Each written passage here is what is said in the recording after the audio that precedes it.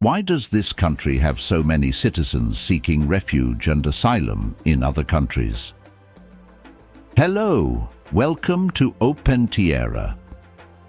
Today we're uncovering the hidden beauty of Eritrea, a country in East Africa known for its diverse landscapes, from the sandy shores of the Red Sea to the rugged mountains of the interior. Stick around as we answer some of Eritrea's most controversial questions. Eritrea is in northeast Africa, bordered by Sudan, Ethiopia, Djibouti, and the Red Sea. It has a total area of around 45,000 square miles, making it one of the smallest countries on the African continent. Eritrea's coastal location along the Red Sea has shaped its history as an important trading and maritime power. There are three main geographical regions in Eritrea: the Central Highlands, the Western Lowlands, and the Eastern Coastal Plains along the Red Sea littoral. The Central Highlands stretch over 1,000 meters above sea level, while the arid lowlands are prone to droughts. The eastern coastline features coral reefs and hundreds of islands, including the important Dahlak archipelago. The earliest inhabitants of Eritrea were Stone Age hunter-gatherers. Agriculturalists followed them and settled in the fertile highlands of the region as early as 2500 BCE. Between the 8th and 13th centuries CE, the Eritrean coast was part of the Kingdom of Aksum, which controlled trade on the Red Sea and exported ivory, tortoise shells, gold, and emeralds to the Roman Empire. Aksum began to decline in the 7th century. In the medieval period, Eritrea was caught between competing powers in the region. The Beja people moved into the western lowlands, while the Saho and Afar settled in the east. The highlands came under the rule of the Bara Negash kingdom. In the 16th century, the Ottoman Empire conquered large parts of Eritrea, bringing the territory under the rule of Egypt. In 1869, the Suez Canal opened, increasing European interest in the Horn of Africa. Italy established a colony in there in 1890 after defeating the ruling Bara Negash. The Italians employed Eritreans in the colonial army and built roads, ports, and infrastructure to develop the colony. In the 1930s, Italy used Eritrea as a base to expand further into Ethiopia, but was defeated by Ethiopian forces. After defeating the Italians in 1941 during World War II, the British took over the administration of Eritrea. The UN decided Eritrea would be autonomous and united with Ethiopia in a federation. In 1962, Ethiopia annexed Eritrea, ending its autonomous status. This sparked the Eritrean War of Independence. The war ended in 1991 when the Eritrean People's Liberation Front defeated Ethiopian forces. In 1993, after a UN-supervised referendum, Eritrea declared independence.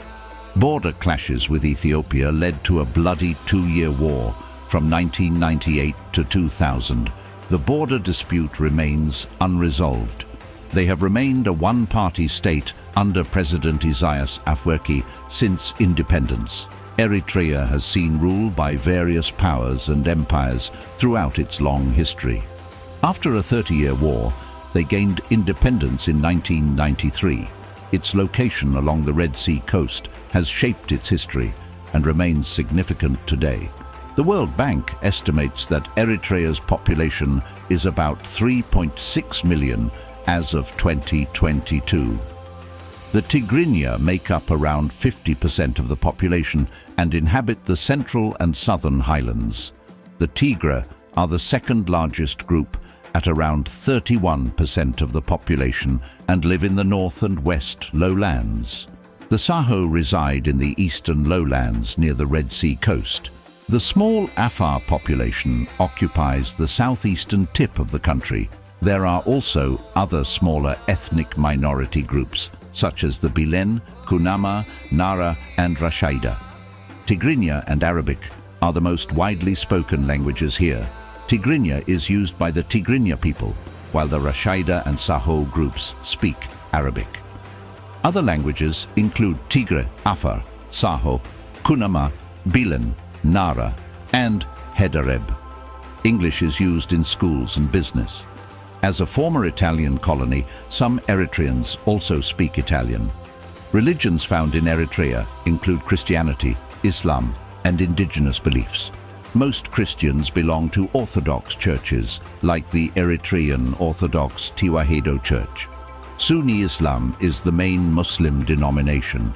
Some ethnic groups continue to practice indigenous religions unique to their cultures and traditions.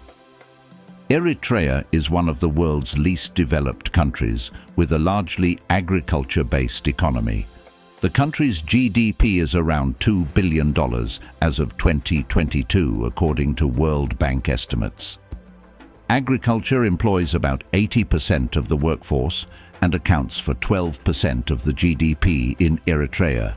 The major agricultural products include sorghum, lentils, vegetables, corn, cotton, tobacco, and cattle. Mining is a growing industry focused mainly on gold, copper, zinc, and potash. The Bisha mine is a major source of income and foreign investment.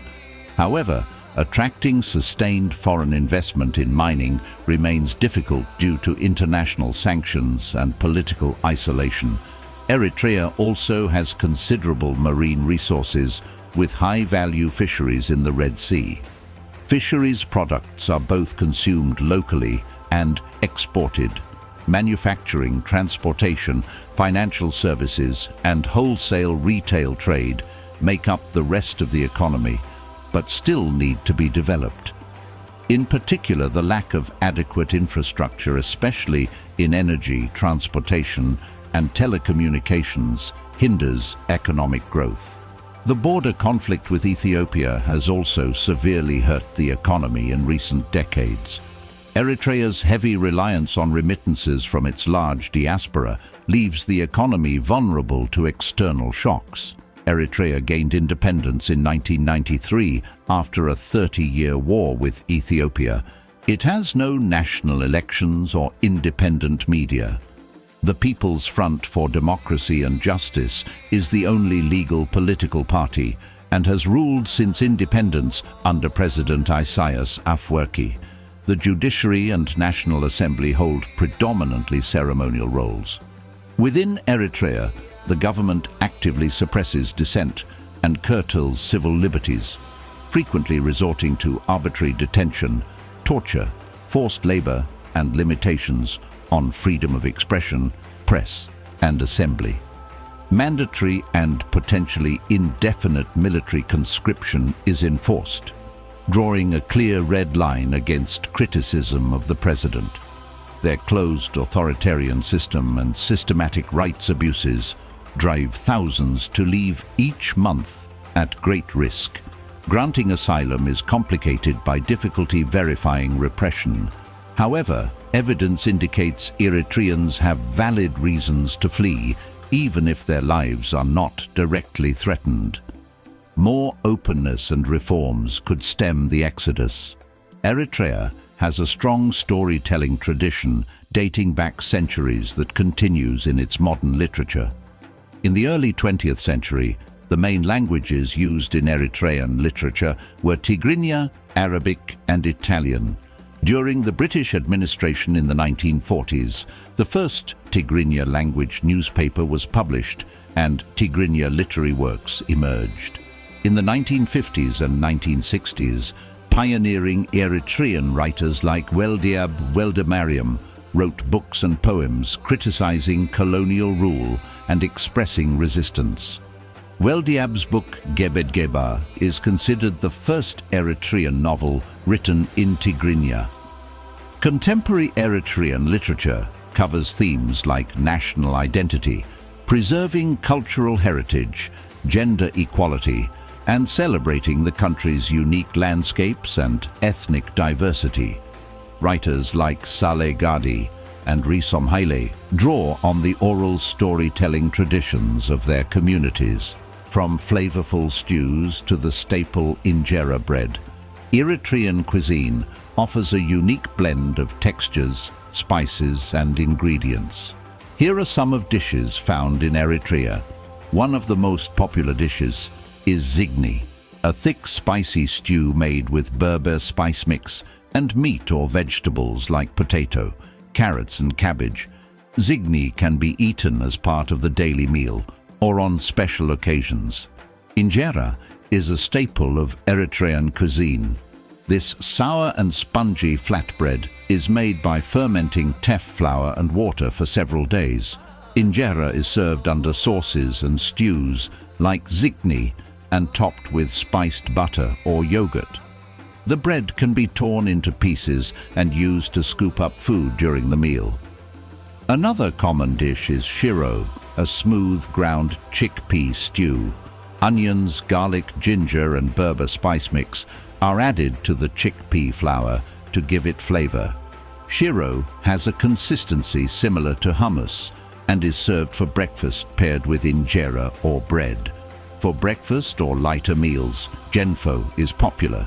It is a porridge made from barley, wheat or sorghum flour and served with a dollop of Berber spiced clarified butter. Yogurt can also be added to genfo. It makes for a hearty and comforting dish. If you enjoyed this video on Eritrea, you'll love this next one.